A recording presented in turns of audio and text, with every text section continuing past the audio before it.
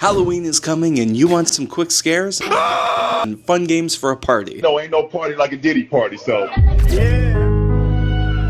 These are games I actually find scary and have fun playing with in a group. Before we get into things, I'm M. Fuji. We make video game and tech related content. And if you aren't subbed yet, help us get to 10K. Very good. Back to it. Horror games are always subjective. Some might find Silent Hill's slow and maw-filled vibe scary. Others might find it boring. Then other people like jump scare heavy quick games.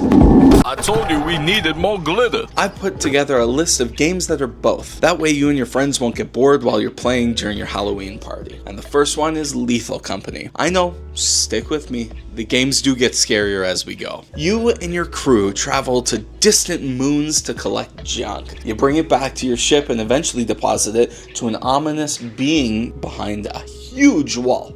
If you make it that far. This game is packed with fun lore and is really easy to just pick up and play. As you travel through these dark, abandoned places, you try desperately to survive while being chased by something or some things plural. Lethal Company is a really fun game to play with your friends. The downside of a multiplayer game though is you would all need computers to play, but if you're doing a gaming sesh while everyone is at their own houses, this is the game. Next up is a retro game, but fun nonetheless. Five Nights at Freddy's. These will get more niche as we go. Five Nights at Freddy's is a perfect game for a bunch of people sitting around a couch because you are stuck to one location. You don't have that feeling of slowly looking for things or aimlessly walking around like, say, the Slender Man game. Instead, you're a hired security guard and making sure nothing weird happens at a pizza place for kids. Sometimes the animatronics act up and it's your job to stop them from doing that.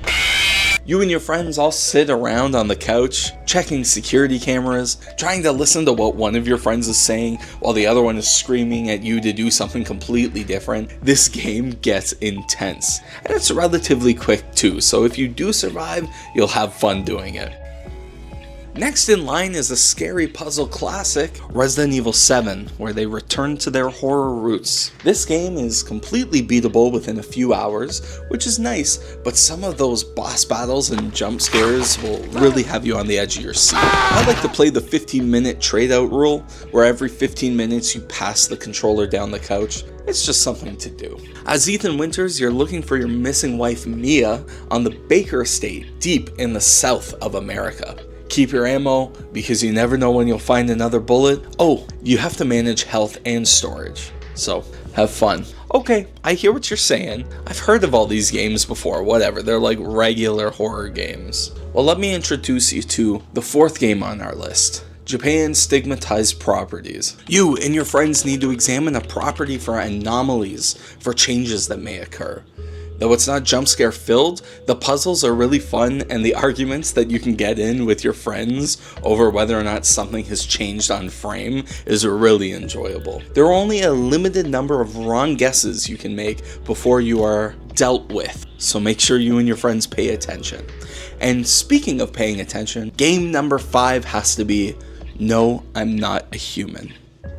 This is a weird retro PlayStation low poly style horror game, and what makes it so interesting is that while the world is falling apart just outside of your front door, you have to make sure that you let the right people in, or you may end up like the rest of them. You and your friends will have to analyze each person that comes to the door.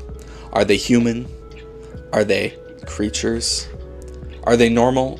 Or are they murderers? And the worst part is, you can't deny everybody, or else you end up open for attack. Choose wisely and last as long as you can. Now, before we get into the last games, I hope you take the moment to subscribe and leave a comment down below on what games you find are scary. Maybe if we share all of our scariest games, we can help each other find a pretty decent or fun Halloween game. I'm M. Fuji, and now to finish this off, I'm gonna rapid fire a few. Poppy Playtime. You and your friends break into a toy factory and now have to survive their surveillance system. It's filled with jump scares and puzzles, and it's just overall an entertaining game. Don't Scream is exactly what it sounds like. You travel a forest looking for items, and if you scream in real life, your microphone will pick it up, and that will be the death of you.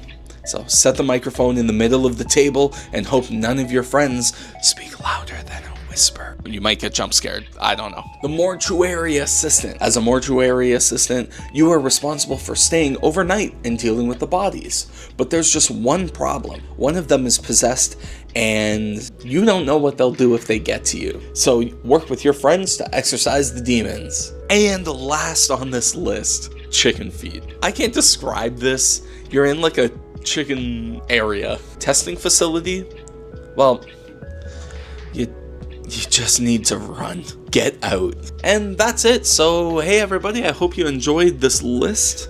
I had a lot of fun making this video because I had to play all of the games to get the footage. And I look forward to hearing what your game suggestions are down in the comments. We post videos every Wednesday, and we have a stack of videos, pretty much like the past 2 years backlogged on the channel. So there's tons of stuff to choose from.